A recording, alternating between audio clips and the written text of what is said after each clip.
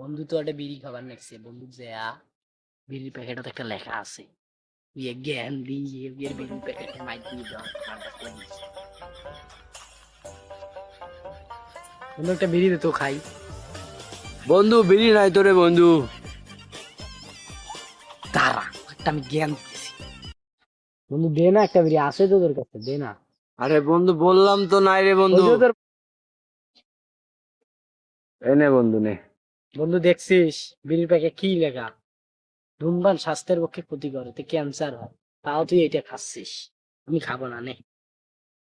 নে বন্ধু এটা নিজে ফেলে দে। ঠিক আছে বন্ধু আমি এটা ফেলাই দিব। শালা বিড়ির প্যাকেটটা পাইয়া ভালো হইলো রে, এক প্যাকেট আছে বসিয়ে।